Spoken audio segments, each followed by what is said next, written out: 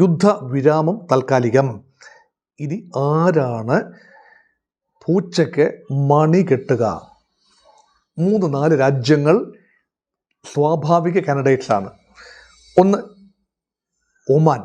ഒമാനാണ് ഇറാനുമായിട്ടും അമേരിക്കയുമായിട്ടും ഒരുപോലെ സംസാരിക്കാൻ കഴിയുന്ന രാജ്യം. ഇറാൻ മറുപക്ഷത്ത് നിർത്താത്ത ഒരു രാജ്യമാണ് ഒമാൻ. എപ്പോഴും ഇറാനോടൊരു സോഫ്റ്റ് കോർണറുണ്ട്. ഇപ്പോൾ ഒമാൻ്റെ ഭൂമിയും ഒമാൻ്റെ തുറമുഖങ്ങളും കപ്പലും ഒക്കെ ആക്രമിച്ചു എന്ന് സഖ്യകക്ഷികൾ പറയുമ്പോഴും ഇറാൻ പറഞ്ഞു ഞങ്ങൾ ആക്രമിച്ചിട്ടില്ല, അത് ഇസ്രായേലിൻ്റെ കുതന്ത്രമാണ്, അവരായിരിക്കും ആക്രമിച്ചത്, ഞങ്ങൾ ആക്രമിച്ചിട്ടില്ല എന്ന് പറഞ്ഞൊഴിയുകയാണ് ചെയ്തത്. രണ്ടാമത്തെ ഒരു രാജ്യം ഖത്തറാണ്. ഈ റൗണ്ടിൽ ഖത്തറിന് കാര്യമായ ഒരു സ്വാധീനമുണ്ടാവും എന്ന് കരുതുന്നില്ല. കാരണം ഖത്തർ ഏറെ ആക്രമിക്കപ്പെട്ടു. അമേരിക്കയുടെ വ്യോമതാവളം ഉൾപ്പെടെ ഉള്ള രാജ്യമാണ്. ഇറാൻ ഒരു പക്ഷേ ഖത്തറിന് മധ്യസ്ഥത സ്വീകരിക്കാൻ ഈ ഘട്ടത്തിൽ തയ്യാറാവില്ല. പിന്നെ ഈജിപ്റ്റാണ്.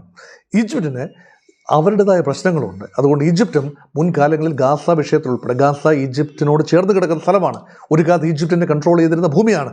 അതുകൊണ്ട് ഗാസ വിഷയത്തിൽ ഇടപെടുന്ന അത്ര ലാഘവത്തിൽ ഈജിപ്തും ഇറാനും തമ്മിൽ ഇടപെടില്ല. കാരണം അത് മാത്രമല്ല, ഈജിപ്ത് ഇസ്രായേലിനോട് സന്ധി ചെയ്തൊരു രാജ്യമാണ്.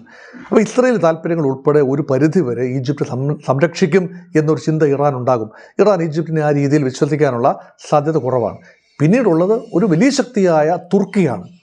തുർക്കി അറബ് രാജ്യമല്ല, പക്ഷേ ഇസ്ലാമിക രാജ്യമാണ്. ഇറാൻ്റെ അത്രയും തന്നെ ശക്തിയുള്ളതോ ഒക്കെയുള്ള രാജ്യമാണ്. പക്ഷേ തുർക്കിക്ക് എങ്ങനെ മധ്യസ്ഥത വഹിക്കാൻ കഴിയും? കാരണം നെയ്റ്റോയിലെ അംഗരാജ്യമാണ്. തുർക്കി നെയ്റ്റോ പങ്കാളിയാണ്, അമേരിക്കയുടെ സഖ്യകക്ഷിയാണ് നെയ്റ്റോ. പക്ഷേ റഷ്യയുമായി അതുപോലെ ബന്ധമുണ്ട്, ചൈനയുമായി ബന്ധമുണ്ട്, ഇറാനുമായി ബന്ധമുണ്ട്. അതുകൊണ്ട് എർദോഗാൻ എടുക്കുന്ന നിലപാടുകൾ വളരെ നിഗൂഢമാണ്, പലപ്പോഴും വളരെ ആശയക്കുഴപ്പം ഉണ്ടാക്കുന്നതുമാണ്. ഇറാൻ അറ്റ് ദ ഔട്ട്സെറ്റ് തുർക്കിയെ വിശ്വസിക്കുന്നു എന്ന് തോന്നുമ്പോഴും ഇറാൻ്റെ ഒരു നറുക്ക് തുർക്കിക്ക് വീഴാനുള്ള സാധ്യത കുറവാണ്. അപ്പോൾ ഇറാനും കൂടി സ്വീകാര്യമാകുന്ന, ഇസ്രായേലിനും സ്വീകാര്യമാകുന്ന, അമേരിക്കയ്ക്കും സ്വീകാര്യമാകുന്ന, ഗൾഫ് രാജ്യങ്ങൾക്കും സ്വീകാര്യമാകുന്ന ഒരു ശക്തി ഇന്ന് ഉണ്ടെങ്കിൽ അതൊരു പക്ഷേ ഭാരതമായിരിക്കാം. പക്ഷേ ഭാരതത്തിന് ആ രീതിയിൽ ഇപ്പോൾ ആക്റ്റീവായി രംഗത്ത് വരാവുന്ന ഒരു അന്തരീക്ഷം ഇല്ല. അപ്പോഴാണ് കഴിഞ്ഞ ദിവസം വളരെ നാടകീയമായൊരു പേര് മുന്നോട്ട് വരികയാണ്. അത് മറ്റൊന്നുമല്ല, പാകിസ്ഥാൻ. ഇത് നമുക്ക് നോക്കാം. പാകിസ്ഥാൻ്റെ നയതന്ത്രപരം ഇത് മധ്യസ്ഥത വഹിക്കാൻ, യുദ്ധം അവസാനിപ്പിക്കാനുള്ള മറ്റ് കക്ഷികളെ അമേരിക്കയും ഇസ്രായേലിനെയും ഇറാനെയും ഗൾഫ് രാജ്യങ്ങളെയും ഒരുമിച്ച് കൊണ്ടുവരാൻ, ഇതെല്ലാം സ്റ്റേക്ക് ഹോൾഡേഴ്സാണ്. ഈ യുദ്ധത്തിൽ സ്റ്റേക്ക് ഹോൾഡേഴ്സാണ് ഈ രാജ്യങ്ങളെല്ലാം. സാധിക്കുമോ? പ്രഥമ ദൃഷ്ടിയ എൻ്റെ ഉത്തരം സാധിക്കുമെന്ന് തോന്നാം. എന്തുകൊണ്ടാണ്? ഇറാൻ അയൽ രാജ്യമാണ്, മുസ്ലിം രാജ്യമാണ്, നോൺ അറബ് രാജ്യമാണ്. പാകിസ്ഥാൻ നോൺ അറബ് രാജ്യമാണ്, ഇറാൻ നോൺ അറബ് രാജ്യമാണ്. ഒരുപാട് സമാനതകളുണ്ട്. പക്ഷേ ഇറാനും പാകിസ്ഥാനും തമ്മിൽ അത്ര നല്ല ബന്ധമല്ല. ഇന്ത്യക്ക് ഇറാനോടുള്ള അത്രയും പോലും ബന്ധം പാകിസ്ഥാൻ ഇറാനുമായിട്ടില്ല എന്നതാണ് വാസ്തവം. അത് മാത്രമല്ല, സിസ്റ്റേൺ ബലൂചിസ്ഥാൻ മേഖലയും പാകിസ്ഥാൻ ബലൂചിസ്ഥാൻ മേഖലയും തമ്മിലൊക്കെ പ്രശ്നങ്ങളുണ്ട്. അഫ്ഗാനിസ്ഥാൻ വിഷയത്തിൽ ഇറാനും പാകിസ്ഥാനും എടുക്കുന്ന നിലപാടുകൾ വ്യത്യസ്തമാണ്. അപ്പോൾ ചരിത്രപരമായി വലിയ ഒരു അമിറ്റി പറയാനാവില്ല ഇറാനും പാകിസ്ഥാനും തമ്മിൽ. അതുകൊണ്ട് പാകിസ്ഥാൻ മധ്യസ്ഥ ശ്രമങ്ങളുമായി മുന്നോട്ട് പോകുന്നു എങ്കിൽ ഇറാൻ എത്രത്തോളം അനുകൂലമായി പ്രതികരിക്കും എന്നറിയില്ല. ഗൾഫ് രാജ്യങ്ങൾ ഒരുപക്ഷെ പാകിസ്ഥാൻ്റെ മധ്യസ്ഥ ശ്രമങ്ങളെ, പ്രത്യേകിച്ച് സൗദി അറേബ്യ പിന്തുണച്ചേക്കാം. കാരണം സൗദി അറേബ്യയും പാകിസ്ഥാനും തമ്മിൽ ഒരു കരാറുണ്ട്, ഒരു സുരക്ഷാ കരാറുണ്ട്. പാകിസ്ഥാൻ ആക്രമണ വിധേയമാവുകയാണെങ്കിൽ സൗദി ആക്രമണ വിധേയമാവുകയാണെങ്കിൽ പാകിസ്ഥാനും രക്ഷക്കെത്തും. ഇപ്പോൾ സൗദി ആക്രമണ വിധേയമായി ഇറാനിൽ നിന്നും പാകിസ്ഥാൻ കാര്യമായി ഓടിയെത്തിയില്ലല്ലോ. സൗദിയുടെ രക്ഷയ്ക്ക് പാകിസ്ഥാൻ എത്തേണ്ടതാണ്, എത്തിയിട്ടില്ല. അതിനർത്ഥം പാകിസ്ഥാൻ ഇത് പറയാമെന്നല്ലാതെ വേണ്ട രീതിയിലുള്ള ഇടപെടലുകൾ പറ്റില്ല. ഒരു കരാറൊക്കെ ഒപ്പുവെക്കാം, പക്ഷേ നടപ്പാക്കിയെടുക്കാനുള്ള വേർവിറ്റൽ പാകിസ്ഥാനില്ല എന്ന് സൗദിക്ക് നന്നായിട്ടറിയാം. അതുകൊണ്ട് സൗദിയും എത്രത്തോളം പാകിസ്ഥാൻ നയതന്ത്രത്തെ വിശ്വസിക്കും എന്ന് പറയാനാവില്ല. മറ്റ് ഗൾഫ് രാജ്യങ്ങൾക്ക് പാകിസ്ഥാൻ ഇസ്ലാമിക രാജ്യങ്ങളിൽ ബോംബുള്ള, ഇസ്ലാമിക ബോംബ് അതായത് ആണവ ബോംബ് കൈവശമുള്ള ഏക രാജ്യം പാകിസ്ഥാനാണ് എന്നതാണ് പാകിസ്ഥാൻ്റെ ഏറ്റവും വലിയ മെറിറ്റ്. അമേരിക്കയ്ക്ക് തീർച്ചയായും ട്രംപ് ഉള്ളിടത്തോളം കാലം പാകിസ്ഥാനുമായി ഇങ്ങനെ വലിയ ബന്ധമാണ്. പാകിസ്ഥാന് തിരുമുൽ കാഴ്ചയുമായി അമേരിക്കയ്ക്കുള്ള ട്രംപിനുള്ള തിരുമുൽ കാഴ്ചയുമായി അസിം മുനീർ പോകുന്നതൊക്കെ നമ്മൾ കണ്ടതാണ് പല ആവർത്തി. അതുകൊണ്ട് അമേരിക്കയുടെ മാമമുണ്ട് കഴിയാൻ പാകിസ്ഥാൻ്റെ ജനറൽമാർ മത്സരിക്കുകയാണ്. പക്ഷേ അമേരിക്കയ്ക്ക് ആത്യന്തികമായി പാകിസ്ഥാനെ എത്രത്തോളം വിശ്വാസമുണ്ട്. അത് മാത്രമല്ല, അമേരിക്കയൊക്കെ ഒരു പക്ഷത്ത് നിൽക്കുന്ന ഒരു ഘട്ടത്തിൽ പാകിസ്ഥാനെ പോലെ രാജ്യത്തിന് അമേരിക്കയെ ഒരു വശത്തിരുത്തിക്കൊണ്ട് മധ്യസ്ഥത വഹിക്കാനാവുമെന്നൊന്നും കരുതാനാവില്ല. പിന്നെയുള്ള ഏറ്റവും പ്രധാനപ്പെട്ട കക്ഷി ഇസ്രായേലാണ്. ഈ ഭൂമുഖത്ത് സൂര്യനും ചന്ദ്രനും ഉള്ളിടത്തോളം കാലം ഇസ്രായേൽ എന്ന രാജ്യം പാകിസ്ഥാൻ്റെ മധ്യസ്ഥത അംഗീകരിക്കില്ല. ഒരിക്കലും നീതിപൂർവമായൊരു ചർച്ച നടക്കുമെന്ന് ഇസ്രായേൽ വിചാരിക്കില്ല.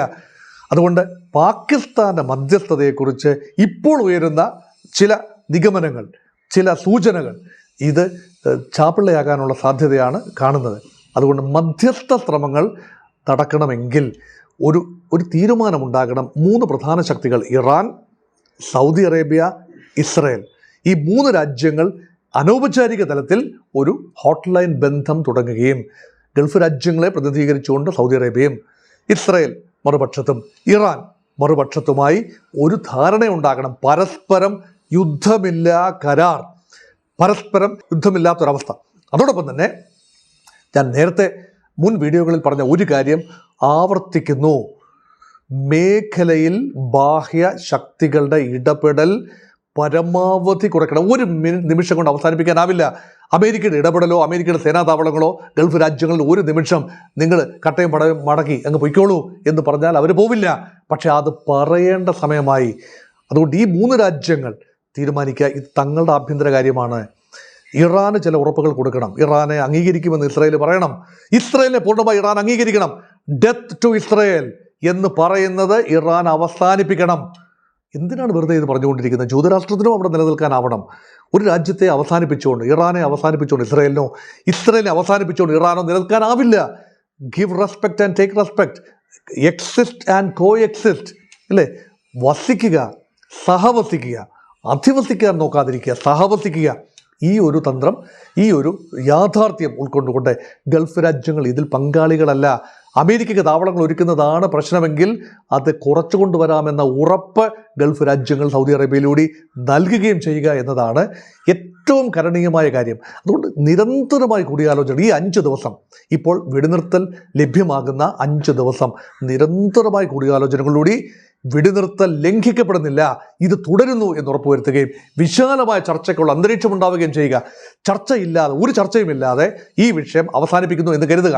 ഒരു യുദ്ധമില്ല, ഇസ്രായേൽ യുദ്ധം അവസാനിപ്പിക്കുന്നു, അമേരിക്ക യുദ്ധം അവസാനിപ്പിക്കുന്നു, ഇറാൻ യുദ്ധം അവസാനിപ്പിക്കുന്നു എന്ന് പറഞ്ഞാൽ അതിനർത്ഥം എന്തിനായിരുന്നു പിന്നീട് ഈ യുദ്ധം എന്ന ചോദ്യം ന്യായമായി ഉണ്ടാവില്ലേ? എന്തിനായിരുന്നു എന്ന് ലോകം ചോദിക്കില്ലേ? ഇറാനിയൻ ജനം ചോദിക്കും, ഞങ്ങളെ എന്തിനാണ് ആക്രമിച്ചത്? ഞങ്ങളെ വെറുതെ വിട്ടാൽ മതിയായിരുന്നല്ലോ, ഒന്നും നേടിയിട്ടില്ലല്ലോ ആരും. അമേരിക്കയിൽ തന്നെ ചോദ്യങ്ങൾ ഉണ്ടാവില്ലേ? പിന്നെ എന്തിനായിരുന്നു യുദ്ധം? അപ്പം അതുകൊണ്ട് ഒരു കരാർ, ഒരു ഭാവിയിലേക്കുള്ള ഒരു സമാധാന കരാർ ഉണ്ടാവും എന്ന ഒരു പ്രതീക്ഷ ഇപ്പോഴും. അതാരാണ് അതിന് മധ്യസ്ഥത വഹിക്കേണ്ടത്? ആരാണ് വഴിയൊരുക്കേണ്ടത്? എൻ്റെ ചിന്ത ഇപ്പോഴും എങ്ങനെയാണ് പോകുന്നത്? പാകിസ്ഥാൻ ആവില്ല, പാകിസ്ഥാൻ ആവാനാവില്ല, സാധിക്കരുത്.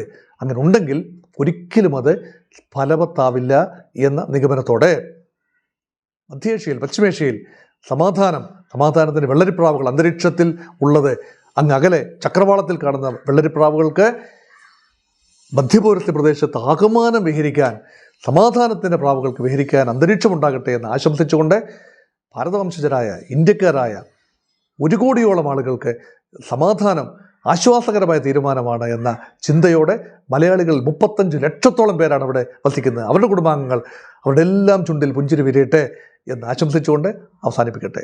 നമസ്കാരം.